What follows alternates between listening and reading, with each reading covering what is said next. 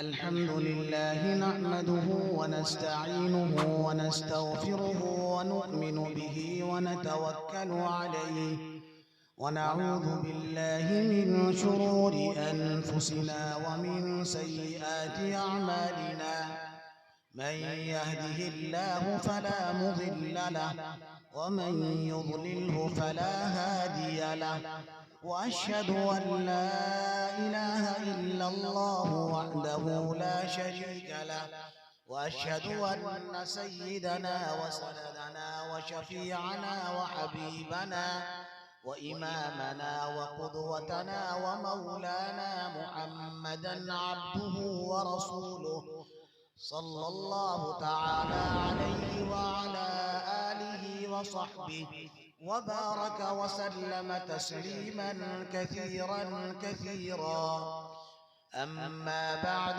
फ़अऊज़ु बिल्लाहि मिनश शैतानिर रजीम बिस्मिल्लाहिर रहमानिर रहीम इन्ना नहनु नज़्ज़लना ज़िक्र व इन्ना लहु लहाफ़िज़ून वक़ाल रसूलुल्लाहि सल्लल्लाहु तआला अलैहि व आलिहि वसल्लम इन्नल्लाह तबारक व तआला यरफ़अु बिहाज़ल किताबि अक़वामा व यज़अु बिही आख़रीन औ कमा क़ाल सल्लल्लाहु अलैहि व आलिहि वसल्लम। स्टेज पर रौनक अफरोज मुवक्कर मुहतरम उलमाए किराम, मुअज़्ज़ज़ सामिईन, हमारी माओ और बहनों, मेरे भाइयों और दोस्तों, आज पूरी दुनिया के अंदर हालात जो हैं वो आप देख रहे हैं। अगर कोई कौम परेशान है तो मुसलमान कौम, अगर किसी कौम को सताया जाता है तो मुसलमान कौम, अगर किसी को परेशान किया जाता है तो मुसलमान कौम, अगर किसी के माल को, किसी की इज्जत को, किसी के आबरू को लूटा जाता है तो मुसलमान कौम। सवाल ये पैदा होता है कि हम अल्लाह के सबसे चहीते नबी जनाब रसूलुल्लाह सल्लल्लाहु अलैहि व आलिहि वसल्लम की उम्मत में हैं, हम आपके उम्मती हैं, तो आखिर हमारे ऊपर ये हालात क्यों आ रहे हैं?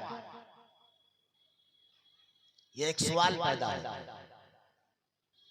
अल्लाह के बंदे, अल्लाह के नबी को मानने वाले, बल्कि अल्लाह के चहीते नबी के मानने वाले, उसके बावजूद दुनिया में हम सबसे ज्यादा परेशान, सबसे ज्यादा हम तंग हैं, सबसे ज्यादा मसाइल में घिरे हुए हैं। हुजूर अकरम सल्लल्लाहु अलैहि वसल्लम ने एक मर्तबा इरशाद फरमाया, एक जमाना आएगा कि दुनिया की तमाम कौमें तुम्हें परेशान करने के लिए इस तरह जमा हो जाएंगी, एक साथ इकट्ठी हो जाएंगी, जैसे खाने के प्लेट के चारों तरफ खाने वाले बैठ जाते हैं। आपने देखा होगा, अगर बड़ी सी सीनी हो, बड़ी सी तश्तरी हो, तो खाने वाले चौतरफा बैठते हैं। इसी तरह आपने फरमाया कि दुनिया की तमाम कौमें तुम्हें परेशान करने के लिए इसी तरह जमा होंगी, जैसे खाने वाले उस तश्तरी और उस बड़ी प्लेट के चारों तरफ गोल गोल घूम कर बैठते हैं। तो सहाबा रज़ियल्लाहु अन्हुम अजमाइन ने सवाल किया, या रसूल अल्लाह, हम ये समझ नहीं पाते हैं कि आज हम थोड़े से हैं और उन थोड़े से तादाद में होने के बावजूद हमारा रुअब गैरों पर गालिब है। दुनिया की उस वक्त की जो कौमें थी, जो सुपर पावर कौमें थी, वो सहाबा से लरसती थी, कांपती थी। तो सवाल ये किया सहाबा ने, हम थोड़े से लोग और उसके बावजूद हमारी धाक जमी हुई है, तो क्या हमारी तादाद बहुत कम हो जाएगी जब सारे लोग हमें मिलकर परेशान करना चाहेंगे? तो जनाब रसूलुल्लाह सल्लल्लाहु अलैहि वसल्लम ने फरमाया, नहीं, तुम्हारी तादाद कम नहीं होगी, बल अंतुम कसीर, तुम्हारी तादाद तो बहुत ज्यादा होगी, तुम्हारी तादाद बहुत ज्यादा सबसे अच्छा,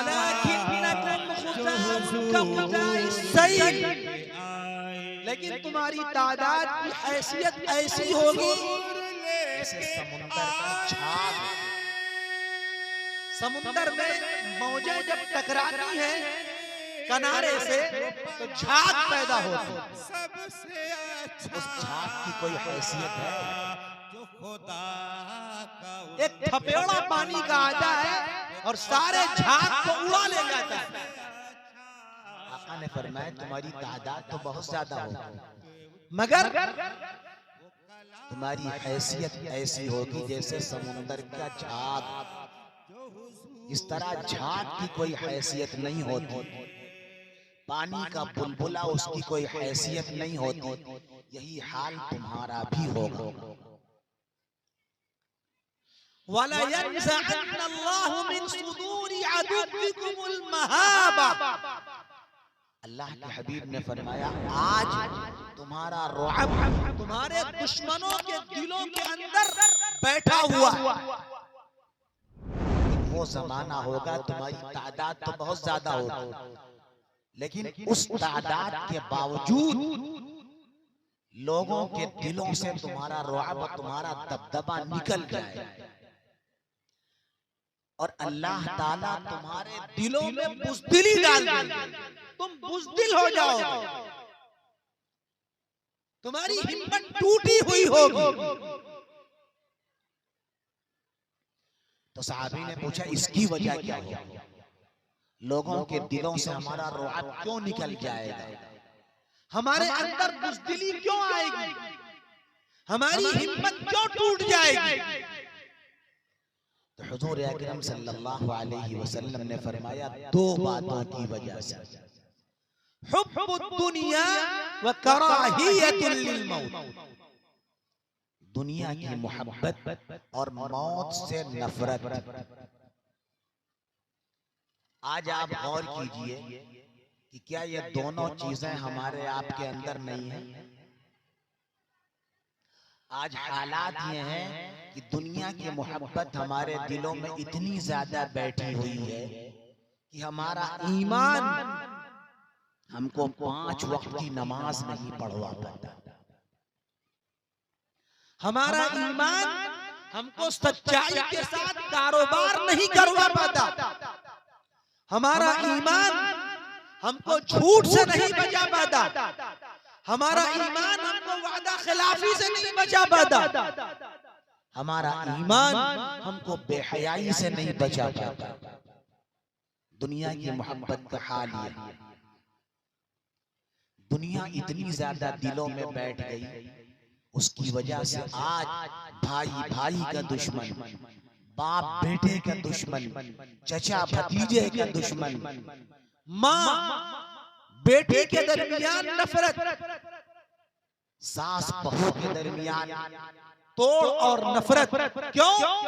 दुनिया की मोहब्बत घर कर गई। हालात यहां तक पहुंच गए, आदमी नमाज पढ़ता है, हज भी किए हुए, मगर कारोबार करता है तो बेईमानी करता है, कारोबार करता है तो झूठ बोलता है, कारोबार करता है तो तराजू में कम तौलता है, कारोबार करता है तो डंडी मारता है कौन?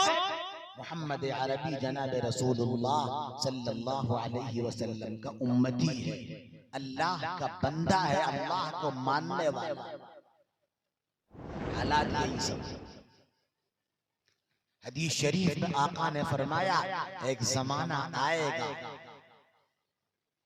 एक जमाना आएगा, उस जमाने के हालात ये होंगे, आदमी बस यही कहेगा माल आए, माल आए, इधर से हर तरफ से बस माल आए। ला यदरी अमिनल हलाल अम मिनल हराम, उसको इसकी परवाह नहीं होगी कि वो माल जायज तरीके पर आता है कि नाजायज तरीके पर आता है। आज उस दुनिया और माल के पीछे हम इतने ज्यादा पड़ गए, हमारे हालात ये हो गए, हमें परवाह ही नहीं है ईमानदारी की, बेईमानी के साथ काम हो रहा है। हर आदमी का हाल ये, हज करके आया मगर दुकान पर बैठता है तो बेईमानी कर रहा है, सामान बेचता है तो फ्रॉड के साथ बेचता है। हदीस शरीफ में एक वाकया लिखा है, एक मर्तबा जनाब रसूलुल्लाह सल्लल्लाहु अलैहि व आलिहि वसल्लम तशरीफ ले जा रहे हैं बाजार में, एक गल्ले का ढेर, जौ का ढेर लगा हुआ था। नबी करीम अलैहिस्सलातु वस्सलाम ने उस जौ के ढेर में अपना हाथ डाला। जब हाथ डाला तो अंदर से भीगा हुआ जौ निकल के आया। तो आपने उस बेचने वाले से पूछा, मा हाज़ा या साहिबत तआम, ये क्या चीज है? ऊपर सूखा सूखा रखे हो और अंदर भीगा हुआ, इसका मतलब धोखा दे रहे हो,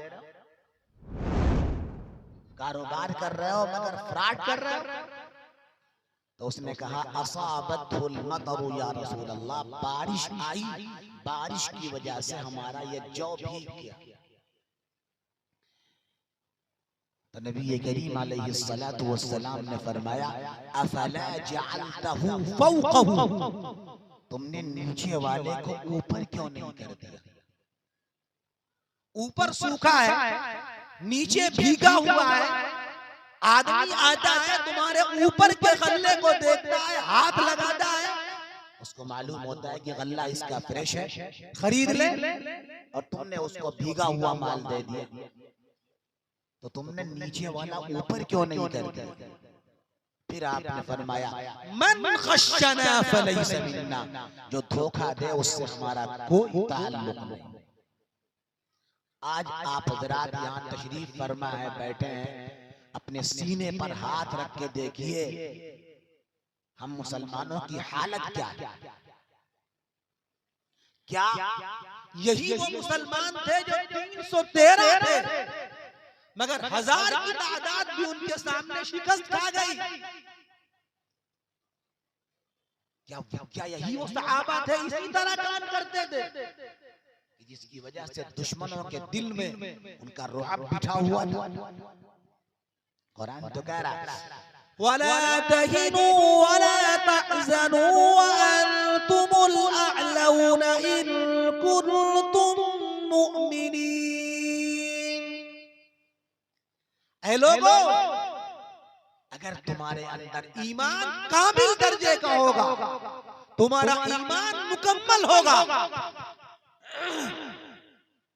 दुनिया की कोई कौम तुम्हारे ऊपर फतह पा ही नहीं सकती,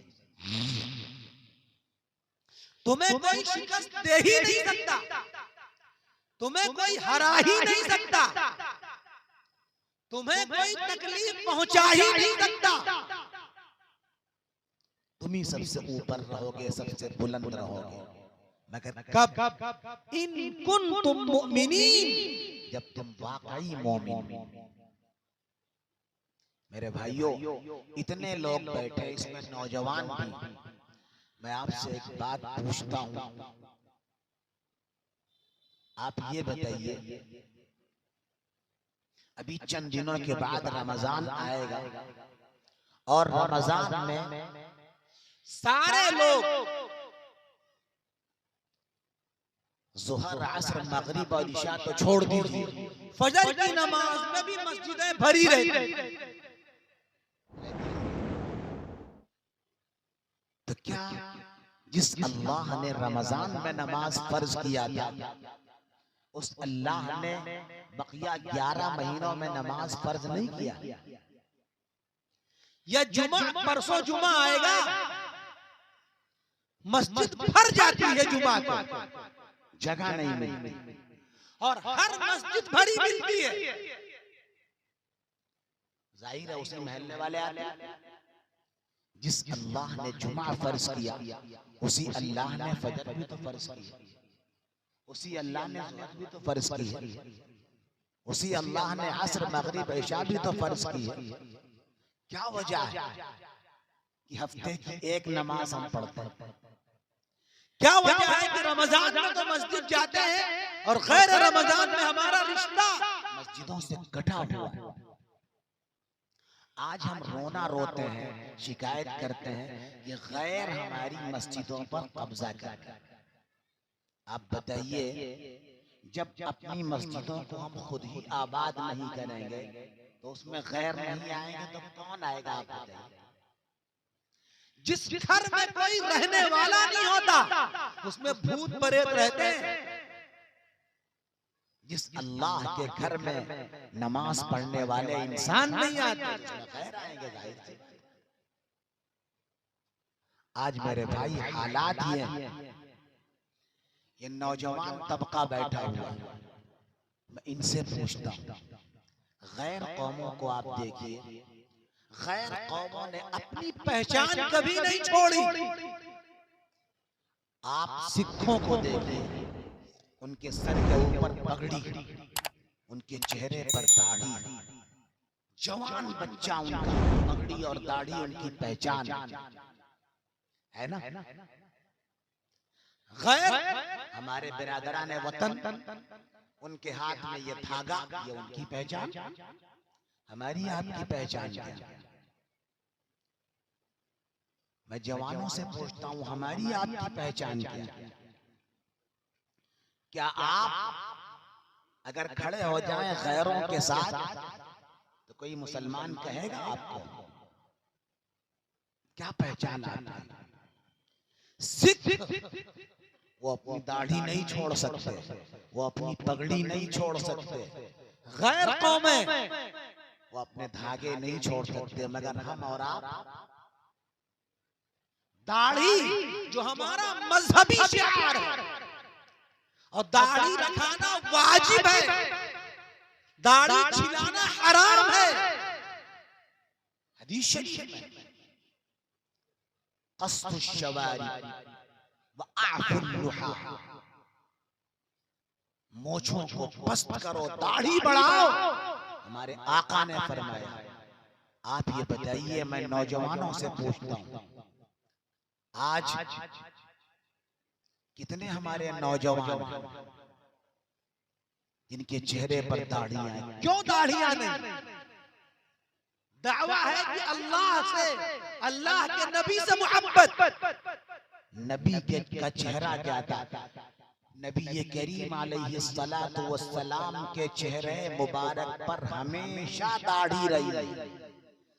नबी के मानने वाले सहाबा के चेहरे पर हमेशा दाढ़ी रही है। सहाबा के मानने वाले ताबईन के चेहरे पर हमेशा दाढ़ी रही है।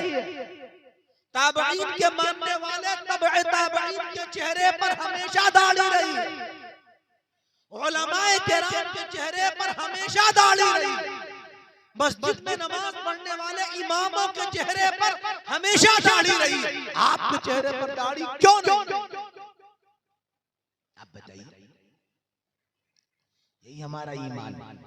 जब हमारा ईमान इतना गया गुजरा है, हम अपने चेहरे पर नबी की सुन्नत को सजा नहीं सकते, हम किस मुंह से कहते हैं कि अल्लाह ताला की मदद नहीं आती और हम दुनिया में जलील है, मार खा रहे हैं? किस मुंह से हम कहते हैं? कुरान तो यही कह रहा है, वला तहिनु वला तहज़नु व अंतुमुल अअलौना इन कुंतुम मुमिनीन। अगर ईमान तुम्हारा कामिल होगा तभी अल्लाह तुमको बुलंद करेगा। सहाबा का ईमान कामिल था। आज ईमान तो इतना फुसफुसा, इतना कमजोर हो गया।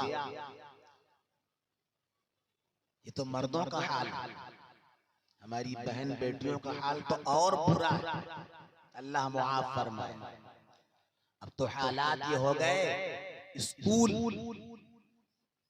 स्कूलों में, कॉलेजों में बच्चियां हमारी जाती हैं और किससे किससे दोस्ती करती हैं आप खूब जानते हैं, खूब जानते हैं, आपको पता है।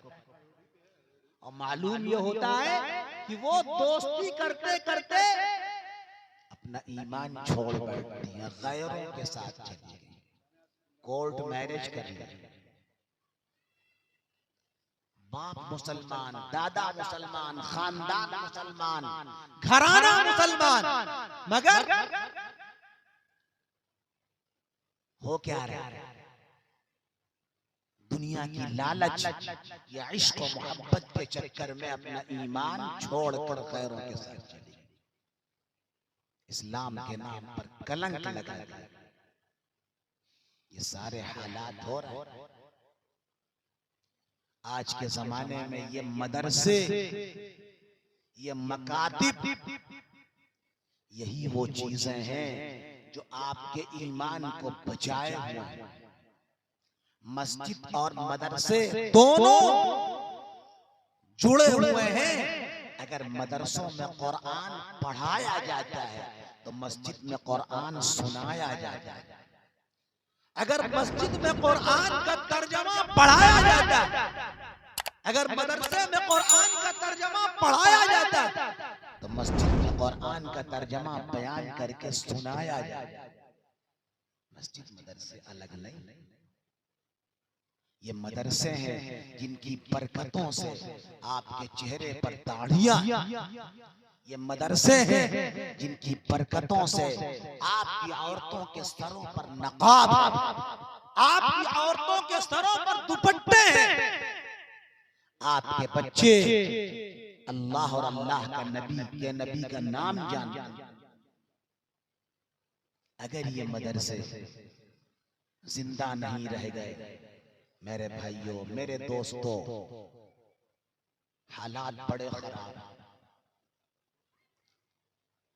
ये मदरसा, शायर ने कहा था, ये मदरसा है, ये मदरसा है, तेरा मैं कदा नहीं साकी।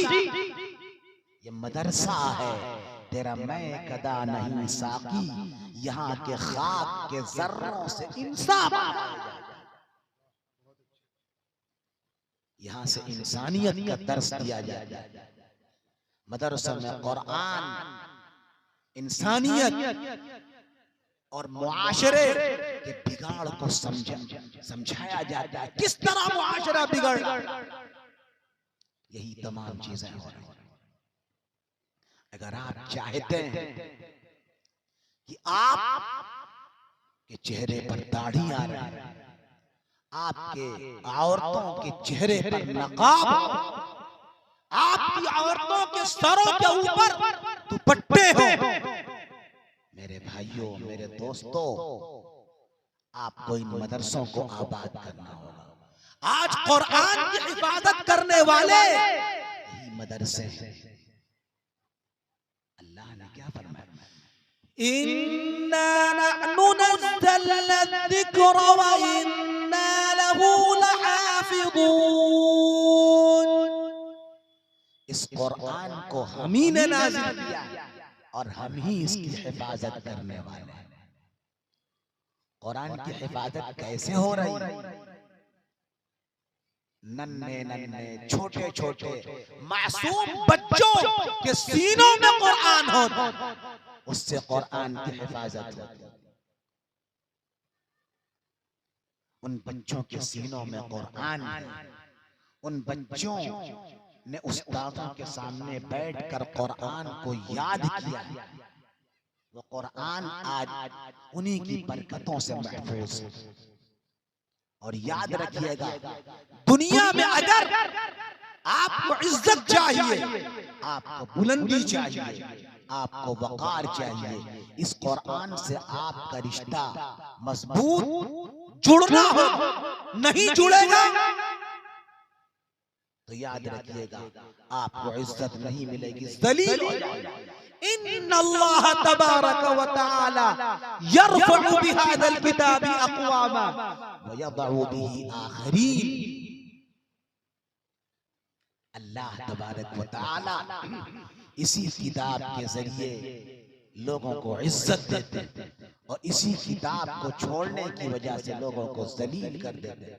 हजरत तशरीफ ले आए हैं, बस मैं थोड़ी देर आपको आपके सामने और हूँ। फिर हजरत के आने के बाद तो जाहिर सी बात है सारे प्रोग्राम मुख्तसर हो जाने चाहिए, लेकिन लोग हजरत को रोकना चाहते हैं, इस वास्ते 5-7 मिनट में टाइम और होगा बस। तो मेरे भाइयों, मेरे दोस्तों, यही वो किताब है जिस किताब पर अगर अमल पैरा होंगे तो इज्जत मिलेगी। सहाबा कहा करते थे, कुन्ना अज़ल्लन्नास अअज़्ज़नल्लाहु बिल इस्लाम अअज़्ज़नल्लाहु बिल कुरान। हम तो बड़े घटिया लोग थे, हम शराब पीते थे, मुर्दार खाते थे, जुआ खेलते थे, कत्ल करते थे, खून पी जाया करते थे, हत्ता कि जुए में अपनी अपनी औरतों को हार जाया करते थे। अल्लाह ने हमें इस्लाम अता फरमाया, नबी की बरकत से कुरान मिला, उस कुरान और इस्लाम की बरकत से अल्लाह ने हमको इज्जत दी और इज्जत ऐसी मिली कि पूरी दुनिया के लोगों को हुक्म दे दिया गया, ये सहाबा तुम्हारे लिए नमूना है, तुम्हारे लिए आइडियल। मेरे दोस्तों, मेरे भाइयों, अगर आप चाहते हैं कि हमारी बच्चियां, हमारे बच्चे ये दुनिया के असरात से महफूज हों, बातिल असरात से महफूज हों, जो हालात आज के जमाने में जो इर्तिदाद की आंधी चल रही है, हमारी बच्चियां ये ईमान से वाबस्ता रहे, ईमान से जुड़ी रहे, इन मदरसों और मकतबों से आपका रिश्ता मजबूत होना चाहिए, उलमा से आपका रिश्ता मजबूत होना चाहिए। वरना हमारी बहनें, हमारी बेटियां आज गैरों के साथ जा रही है, कोई रोकने वाला नहीं। प्लानिंग के तहत ये सारे काम हो रहे हैं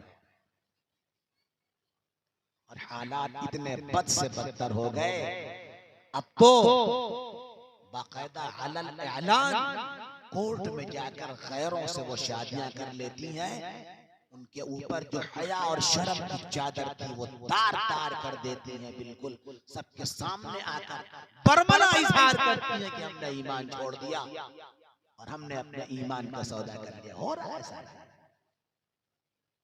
अगर आप चाहते हैं कि आपका ईमान बचे, आपके बच्चों का ईमान बचे, आपकी बच्चियों का ईमान मजबूत रहे और आने वाली नस्लें ईमान और अल्लाह की किताब के साथ जुड़ी रहे, चलती रहे, शिर्क, कुफ्र और इर्तिदाद से महफूज रहे, उसके लिए ये मदरसे और मकातब, इनसे आपका रिश्ता मजबूत होगा, तभी ये होगा। वरना कॉलेज का माहौल तो बड़ा खराब हो चुका है, बहुत खराब माहौल। शायर ने कहा था, कौम की वो बेटियां, कौम की वो बेटियां जिनको बनना था बतूल, आज स्कूलों में सीख रही हैं नाच गाने के उसूल। आज स्कूलों में नाच गाना सिखाया जा रहा है। ये मदरसे हैं जो हया और शर्म सिखाते हैं, ये मदरसे हैं जो माँ बाप की खिदमत सिखाते हैं, ये मदरसे हैं जो लोगों के आदाब और हुकूक सिखाते हैं। इस वास्ते मेरे भाइयों, मेरे दोस्तों, इन मदरसों के साथ आपका रिश्ता मजबूत रहे, आपका ताउन इनके साथ जुड़ा रहे और आपका ताल्लुक इनके साथ जुड़ा रहे। इंशाअल्लाह आप भी महफूज रहेंगे और ये मदरसे भी काम करते रहेंगे, चलते रहेंगे। इसके बगैर फिर अपने आप को बचा पाना, अपनी नस्ल को बचा पाना, ये बड़ा मुश्किल होगा। और आखिरी बात जो मैंने शुरू में एक बात कही थी कि दुनिया कुरान को मिटाना चाहती है, इस्लाम को मिटाना चाहती है, मगर ये कुरान और इस्लाम मिटने वाले नहीं हैं।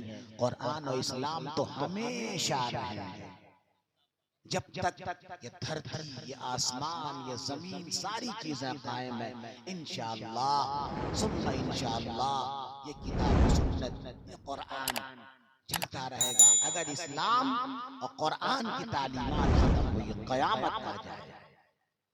इसलिए आप अपनी फिक्र कीजिए, अपना मामला दुरुस्त कीजिए, इंशाअल्लाह ये चीजें क़यामत तक चलती रहेंगी। इसको कोई फना करने वाला नहीं है। नूरे खुदा है कुफ्र की हरकत पे खंदज़न, धूपों से ये चराग बुझाया न जाएगा। आमीन व आखिरु दावाना अनिल हम्दुलिल्लाहि रब्बिल आलमीन।